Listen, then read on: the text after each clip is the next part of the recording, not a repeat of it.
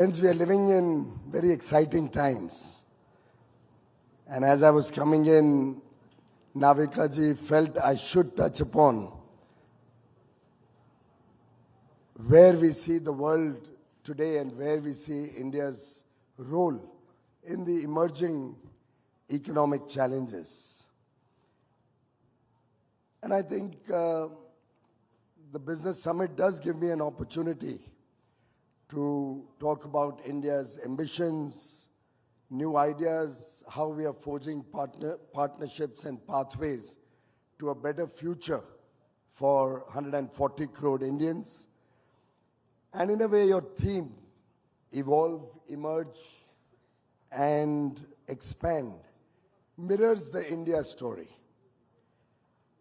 And I'll try to keep my address around the way we have evolved, the way we have emerged, the way we have expanded the India growth story in the last 10 years, now soon to be 11. I think India's rise has been across 5 important pillars.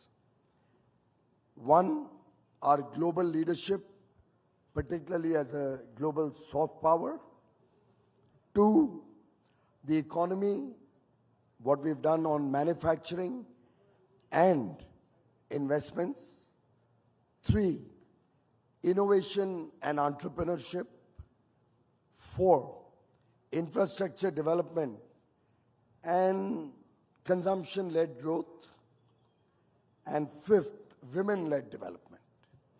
And on all these 5 pillars, India has been able to showcase an emerging story which, as rightly the Honorable Prime Minister yesterday mentioned, is well on track to become the world's 3rd largest economy in the very near future, much ahead of what was estimated 10 years ago.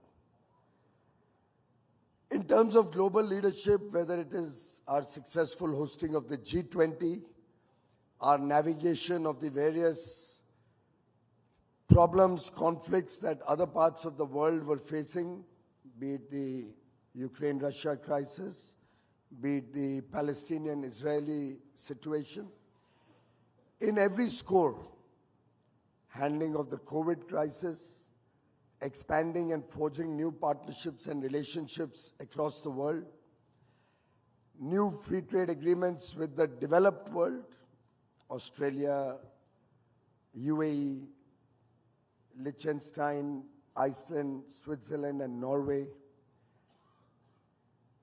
The progress we are making in other engagements with Europe, and the progress we will soon make with the United States of America as we proceed to finalize a trade deal by fall of this year, are all reflective of India's growing relevance at the global stage.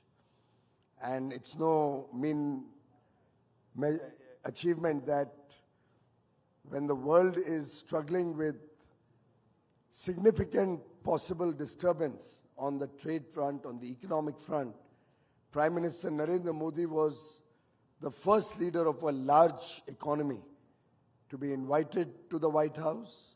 You saw the tremendous goodwill that Prime Minister Modi has earned for India, for 140 crore Indians across different administrations. And you saw how Prime Minister Narendra Modi was able to ensure the successful future of our international trade, of our growing business with around the world, and the US being the world's #1 economy. It's something that I have always felt would be a natural partnership between the two countries, which we hope to now culminate in the next 6 or 7 months. In fact, I still remember, and I've possibly said it on the same stage here earlier, that when the US ambassador under the first Trump administration came to meet me, I think it was 2017 possibly. In the course of the conversation, my reaction to him was, I wonder why the US and India cannot expand trading relations, cannot enter into an agreement to support each other's economies, particularly given that we are two democracies, we are two countries which believe in the rule of law, in transparent administrations and governance, and we both are against non-market economies, which often disturb the manufacturing ecosystem or businesses around the world. At that point of time, the general refrain used to be the Congress will not allow the United States to enter into new trading arrangements. But what the Prime Minister has brought back with him, an agreement or an understanding to enter into a trade deal by fall of this year, I think gives a lot of confidence and a lot of relief to every business person in the United States and in India who believe that together we can truly transform world trade.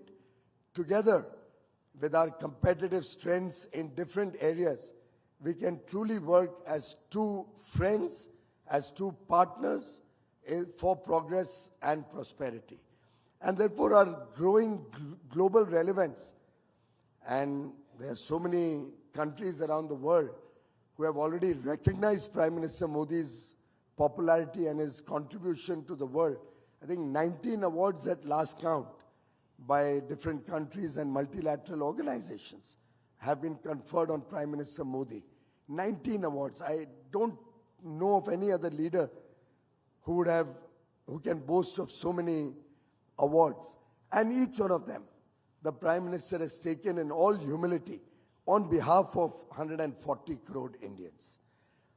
In the same breath, if you look at the kind of relations that he's been able to build across the world, whether it's different partners, whether it's different countries who don't see eye to eye, India has always been at the forefront of trying to support global peace, global prosperity, dialogue, diplomacy, and through the last 10 years, I think India's own position around the world has significantly upped what we had inherited in 2014. In fact, when any of you goes abroad, I'm quite sure that the respect that the Indian passport gets today,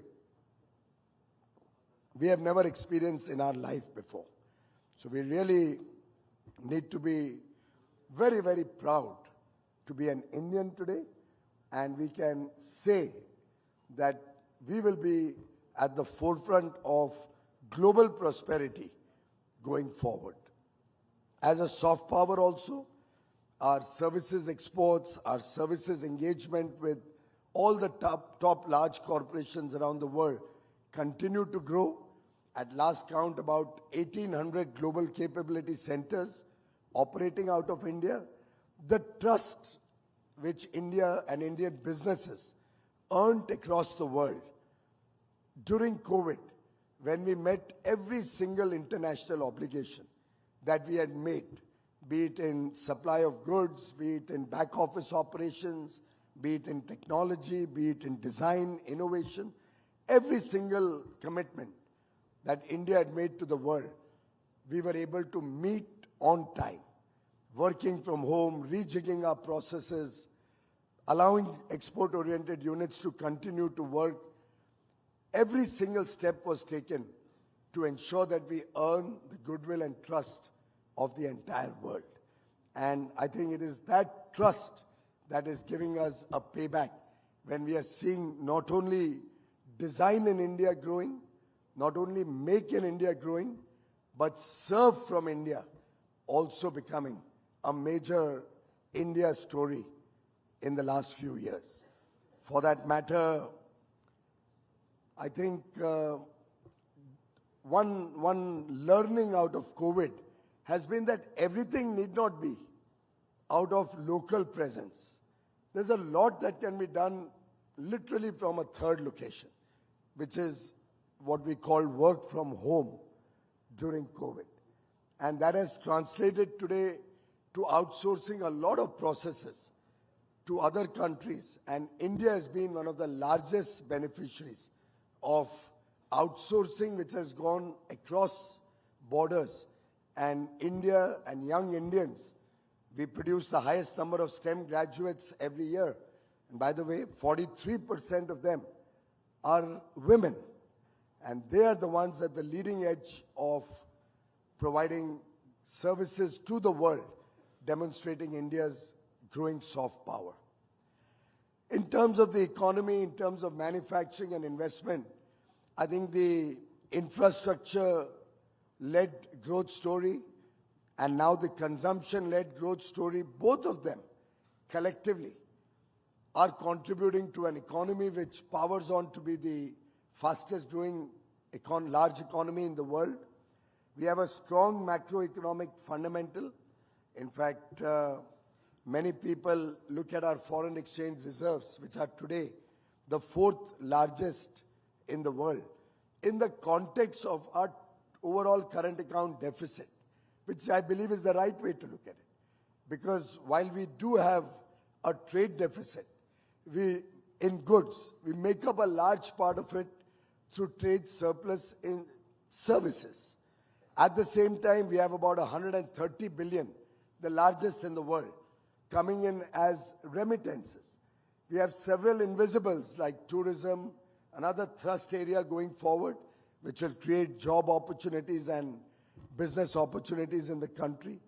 All of these put together leave us with a current account deficit which is barely 1.1% of our GDP. And in that context, our foreign exchange reserves today will last us for more than 10 years. And therefore, they see the India story as an oasis of stability, continuity, and predictability in an otherwise very turbulent world. And that, ladies and gentlemen, is supporting manufacturing. The Make in India story now going to be led by a national manufacturing mission, which will come up with newer ideas and address the challenges that manufacturing in India face, MSMEs or otherwise, and ensure that making in India becomes more competitive, logistics costs is well under control, and quality, which is defining India's manufacturing journey today, will be our calling card when we go out there to the world and support global desires, global consumption through the Make in India program, also becoming Atmanirbhar, self-reliant in our own demand that we have in the country. And this story of a strong economy, a big thrust on manufacturing, record foreign direct investment coming into the country is all supported by the twin pillars of infrastructure-led development. And we all recognize that infrastructure investments almost have a 3x multiplier impact on the economy. This budget has ensured a lot more money in the pocket of Indian middle class, almost $12–13 billion additional will be available to our middle class for consumption. And most of us in this room recognize that consumption money, is money spent on all the good things of life, also have a 2–2.5x multiplier. And when you spend nearly $130 billion on investments in infrastructure, then you leave much more money in the pocket of the middle class. Collectively, you're giving a big thrust to job creation, giving a big boost to demand for goods and services, which leads to entrepreneurship, greater business opportunities, and to investments in manufacturing to support that big demand. Sometimes I get journalists who keep asking me, are you worried about the growing imports? And I say, no, I'm in fact very happy to see our imports growing, because that is what will encourage our Indian investors and the world investors to come to India and invest into manufacturing. It's that assured demand that generates the confidence to invest in India, support job creation, and support economic activity.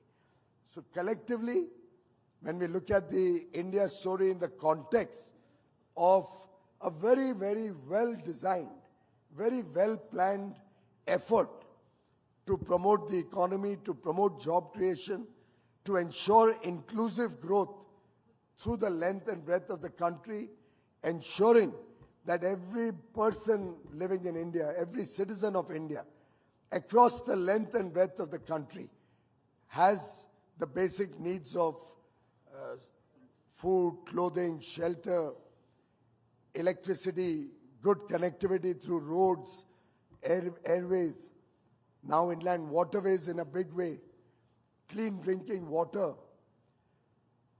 good health care, good education.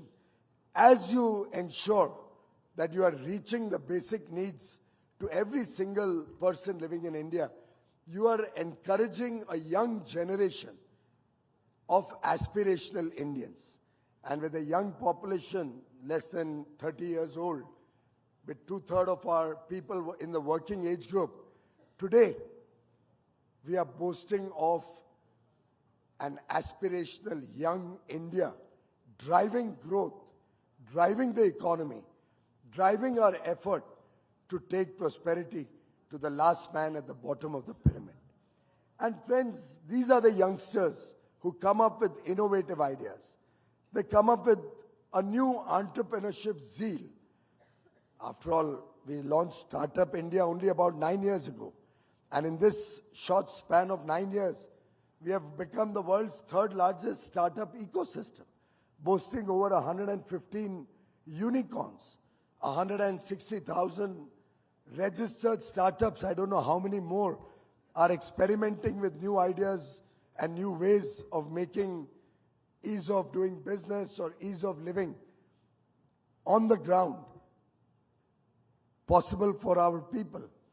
And I think collectively, the innovation spirit, the spirit of inquiry that our young men and women are displaying, the job creators who are not just seeking jobs but are actually out there with newer ideas, are the ones who are defining the growth story, are the young people, men and women, who are ensuring that India paces on to become a $30-35 trillion economy in the next 22-23 years. And friends, lastly, it's women-led development, which the Honorable Prime Minister has focused right since 2014. He recognized that India cannot develop until we ensure two very important factors. One, we ensure that all of India develops. Eastern parts of India, Northeast India play an equal role in the growth story of India. And over the last 10 years, that has been a focus area of the country and this government to ensure more regional parity and more growth across the length and breadth of India. But all of this would be incomplete unless we have the women of India right at the forefront of our development journey, and particularly in the formal economy. I remember we had about 11% women in the formal workforce about 10 years ago. Our effort is to take it right up to 45-50%, so that women contribute, and the contribution that many of them are already doing also starts getting recognized and captured in our statistics to ensure that every woman in the country knows that she has an opportunity to support India's growth story.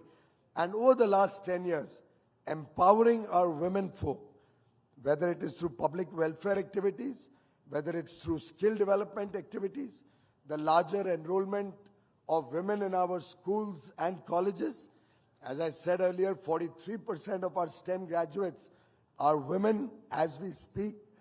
Whether it is through ensuring that women are given a focused attention to ensure that they are not required to be only looking after the day-to-day course of life or existence, but have the freedom and ability to provide for their families through growing incomes and growing consumption expenditures available for them to do, to provide for a better future for their children, for their families. I think this journey has really taken off very admirably.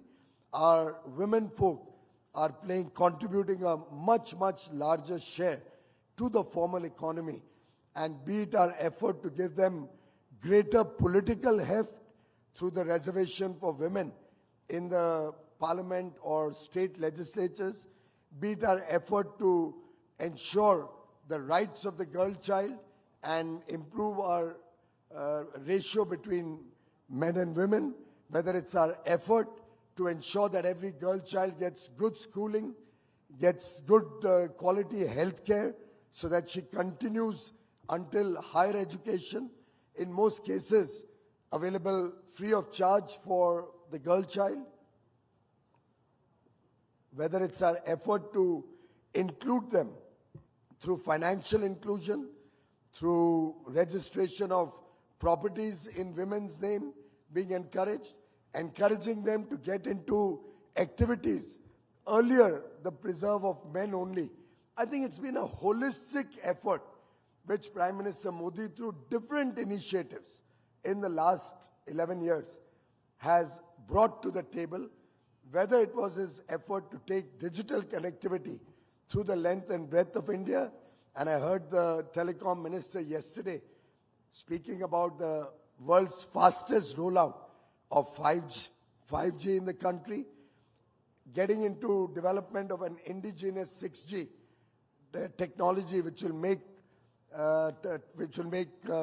communication 5 or 6 times faster, whether it's our initiatives for financial inclusion, taking a bank account to every adult in the country, now going into ensuring that even children have bank accounts, whether it's providing financial security to our sisters and daughters, whether it's providing good education through the Beti Bachao, Beti Padhao program, whether it's the skill development initiatives. I recently launched in my own constituency a very unique initiative where we are paying women above 18 years of age a stipend and connecting them with the insurance ecosystem. Bima Sakhi Yojana. Bima is insurance. Sakhi is friend. Making our sisters, our young women, insurance agents, teaching them about insurance, teaching them about this power of having social security through insurance products, and helping them through a paid program where they get a stipend for the initial 3 years, helping them to learn the nuances of insurance and making them insurance agents to get more and more people a better understanding about social security. Now, these young women with not much formal education, but the personality that they bring to the table, and I've had opportunity to engage with some of them, is absolutely remarkable. The way they connect with people, the way they are able to express themselves, the way they are able to take the message of social security. I dare say none of us men in the room would be able to do half as good a job.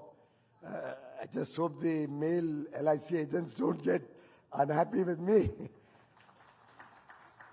But I dare say the contribution that my sisters and our women in the country are doing is truly remarkable.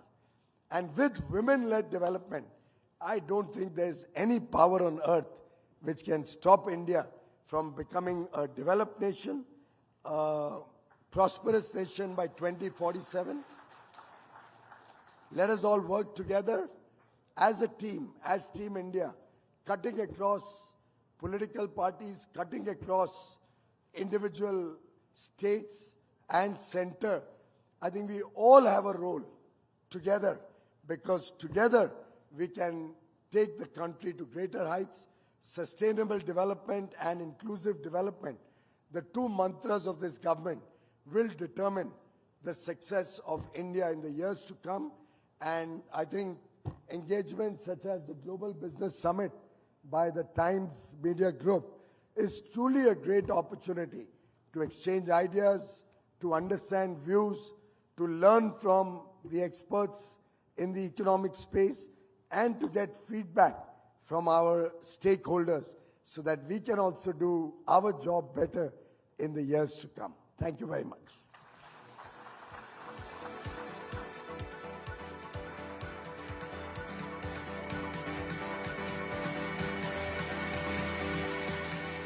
Thank you so much for that, Shri Piyush Goyal. Ladies and gentlemen, that very insightful and inspiring address. Of course, sir, your emphasis on innovation, investment, and global collaboration as pillars for India's growth is a very powerful reminder of the potential that lies ahead. And of course, here's more to adding women workforce in the country. Before that, ladies and gentlemen, let me just remind you, you can scan the QR code displayed on the screen in just a second from now. This is where, after scanning this, you'll get instant access to the pictures from here, the Darbar Hall. And once you get your images, they'll be at your fingertips. And thanks to our AI photo partner, that's Filter Pixels.